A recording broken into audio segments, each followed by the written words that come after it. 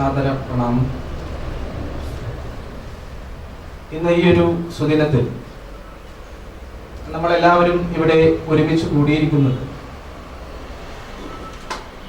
വളരെ മഹനീയമായ ഒരു കാര്യത്തിന് വേണ്ടി കൂടിയാണ്. ഈ ഒരു വിദ്യാർത്ഥി സംഗമം അല്ലെങ്കിൽ ഓണ ആഘോഷ പരിപാടികളൊക്കെ നമ്മൾ സംഘടിപ്പിക്കുന്നതിന് പിന്നിലെ കാരണവും ഇതുതന്നെയാണ്.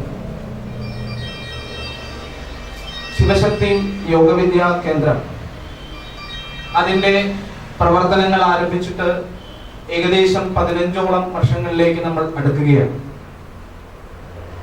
ഈ 15 വർഷങ്ങളിലേക്ക് നമ്മൾ തിരിഞ്ഞു നോക്കുമ്പോൾ വളരെയധികം അഭിമാനവും ആത്മവിശ്വാസവും തോന്നുന്ന അനേകം സന്ദർഭങ്ങൾ ഉണ്ടായിട്ടുണ്ട്.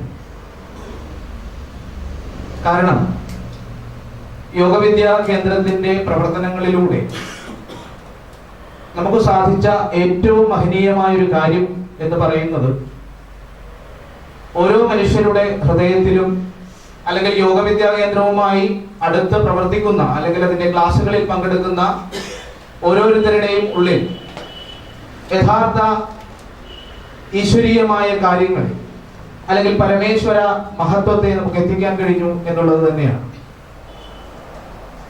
ഇന്നിവിടെ കൂടിയിരിക്കുന്ന എല്ലാവരും തന്നെ അത്തരത്തിൽ പലതരത്തിലുള്ള അനുഭവങ്ങളിലൂടെ കടന്നു വന്നവരാണ്. ക്രിയായോഗ ദീക്ഷ സ്വീകരിച്ചവരുണ്ട് ഇതിനകത്ത്. അതുപോലെ തന്നെ ശിവധ്യാന വിദ്യ സ്വീകരിച്ചവരുണ്ട്, മന്ത്രജപം പഠിച്ചവരുണ്ട്. അങ്ങനെ പല സ്റ്റെപ്പുകളിലാണെങ്കിൽ കൂടിയും പല വിധത്തിലുള്ള അനുഭവങ്ങളിലൂടെയാണ് നമ്മൾ കടന്നു വന്നിട്ടുള്ളത്. ഇന്ന് ഈ ഒരു സുദിനത്തിൽ ഈ ഒരു വിദ്യാർത്ഥി സംഗമം വിളിക്കുവാനും ഈ ഒരു കാരണം തന്നെയാണ് ഉള്ളത്. ഏകദേശം നമ്മൾ 2015 15 അടുക്കുകയാണ്. നിരവധി ഋഷീശ്വരന്മാരുടെ പ്രവചനങ്ങളും വളരെ മിസ്റ്റിക് ആയിട്ടുള്ള നിരവധി സംഭവങ്ങളും ഇനി വരും കാലഘട്ടത്തിൽ സംഭവിക്കുന്നു എന്നുള്ളതും നമ്മളെ ഈ ഒരു സംഗമത്തിന് പ്രേരിപ്പിച്ചിട്ടുണ്ട്. ലോക പ്രശസ്ത എഴുത്തുകാരനായ പോൾ ബ്രണ്ടൻ അദ്ദേഹത്തിന്റെ പുസ്തകമായ ഹെർമിസ്റ്റ് ഇൻ ഹിമാലയ എന്ന് വിളിക്കുന്ന ഗ്രന്ഥത്തിൽ അദ്ദേഹം ഭാരതത്തിലേക്ക് വന്നത് എന്തിനു വേണ്ടിയാണ് എന്ന് വിവരിക്കുന്നത്. ഭാരതം എന്ന ഒരു രാജ്യമുണ്ടെന്നും അവിടെ പരമേശ്വരന്റെ ചൈതന്യം നിറഞ്ഞ നടക്കുന്ന ഈശ്വരന്മാരെ കാണാൻ കഴിയുമെന്നും അങ്ങനെ സ്വന്തം ജീവിതത്തിന്റെ ആത്യന്തികമായ ലക്ഷ്യം ഈശ്വര സാക്ഷാത്കാരം ഭാരതത്തിൽ ചെന്നാൽ ആ മണ്ണിൽ പാദം സ്പർശിച്ചാൽ ലഭിക്കുമെന്നും ഉള്ള പ്രതീക്ഷയോട് കൂടിയാണ് പോൾ ബ്രണ്ടൻ അദ്ദേഹം ഭാരതത്തിലേക്ക് വരുന്നത്. നിരവധി പുസ്തകങ്ങൾ അദ്ദേഹം രചിക്കുകയുണ്ടായി. നിരവധി യോഗിമാരുമായും ഋഷിമാരുമായുള്ള അദ്ദേഹത്തിന്റെ അനുഭവങ്ങളൊക്കെ അദ്ദേഹം വിവരിക്കുന്നു. അപ്പൊ ഈ വരും കാലഘട്ടം എന്ന് പറയുന്നത് ആധ്യാത്മികതയുടെ കാലഘട്ടമാണ്. ശിവശക്തി യോഗവിദ്യാ കേന്ദ്രത്തിന്റെ പ്രവർത്തനങ്ങളും നമുക്ക് ഇതിലേക്ക് വ്യാപരിപ്പിക്കേണ്ടതുണ്ട്. നമുക്കറിയാം, നമ്മൾ ഓരോരുത്തരും ആത്മീയമായ സാധനകൾ ചെയ്യുന്നവരാണ്. ആത്മീയമായ അനുഭവങ്ങൾ നമുക്ക് ഈ സാധനയിൽ നിന്ന് ഉണ്ടായിട്ടുണ്ട്. ഇനിയും ആത്മീയതയെക്കുറിച്ച് കേൾക്കാത്ത, യഥാർത്ഥ ഈശ്വരീയ മഹിമയെക്കുറിച്ച് മനസ്സിലാക്കാത്ത, ആത്മീയ സാധന എന്തെന്ന് അറിയാൻ വയ്യാത്ത നിരവധി ആൾക്കാർ നമുക്ക് ചുറ്റുമുണ്ട്.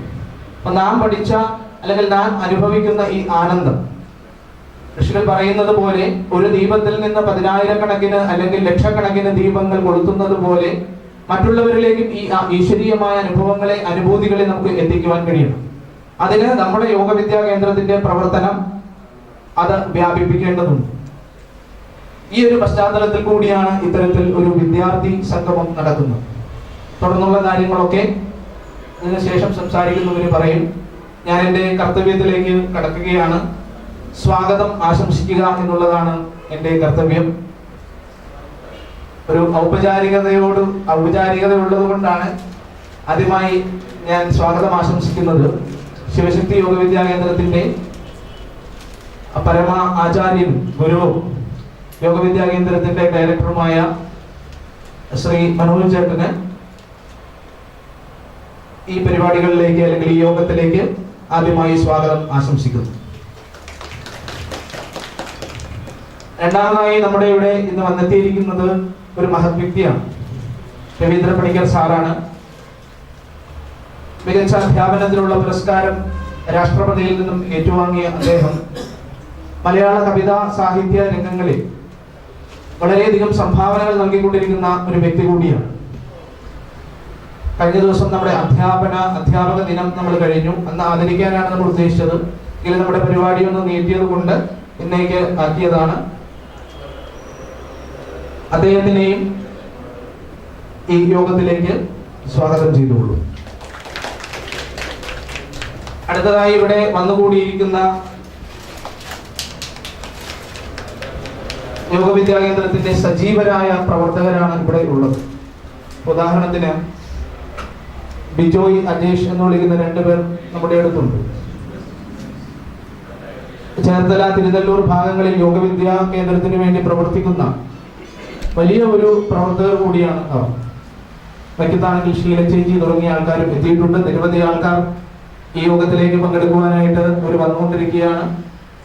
നിങ്ങൾ ഓരോരുത്തരെയും ഇനി ഇവിടേക്ക് എത്താൻ പോകുന്നവരെയും എല്ലാം പരമേശ്വര നാമത്തിൽ സ്വാഗതം ചെയ്തുകൊണ്ട് എന്റെ കർത്തവ്യം അവസാനിപ്പിക്കുന്നു. നന്ദി, നമസ്കാരം.